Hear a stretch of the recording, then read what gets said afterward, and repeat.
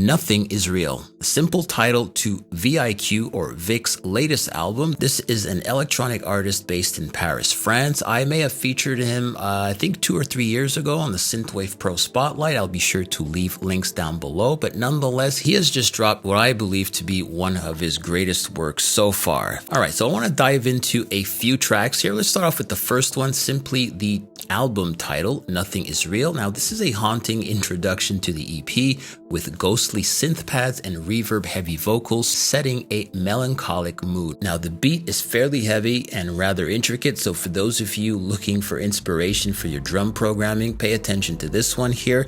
It does feature some ethereal vocals, and it's a real treat to see him feature more vocals. I love the processing here, and the vocals basically remind me of a cross between Post Malone and Sade. So think about that for a second. Let me know what you guys think. You can leave your comments down below. Let's talk about a second track of his, and I think this is the superstar of the entire album. A track simply titled Ghost. And if any of you happen to be drivers, it's time to jump in your car and crank this bad boy up, because quite simply, I think this is a standout track. I'll be listening to this on heavy rotation. I think it's a super energetic track. I love the introduction, has this deep, brooding drive to it. Not only is the bass line kick-ass, but I think the overall vibe of the track is just like super high octane, super high energy. Also, I love the way he kicks off the track simply by stating one word, and if you speak French, you'll understand the reference. Gaz, huh?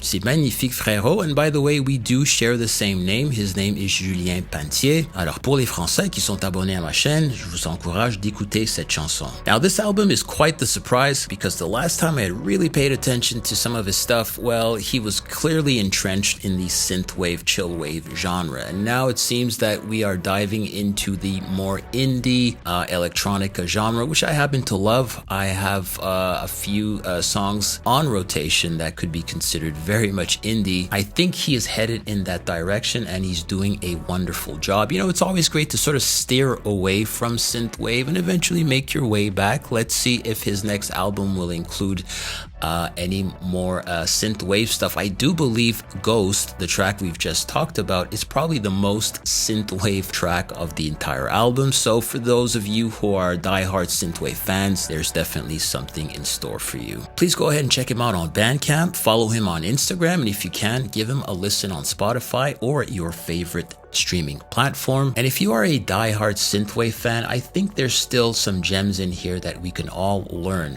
such as beat programming. There's a lot of intricate beat programming here. I love the way he's managed to create a lot of energy through these distorted and saturated drum sequences. And the vocal processing here, this was quite the surprise to see him incorporate more vocals into the production. Well, that was a breath of fresh air. Again, check him out on Bandcamp and Spotify. Links will be left down below. And also, I'm going to leave a link to a review I had done of one of his tracks a number of years ago. If you want to check that out, links will be down below. With that said, guys, take care, and I'll see you in the next one. Bye for now.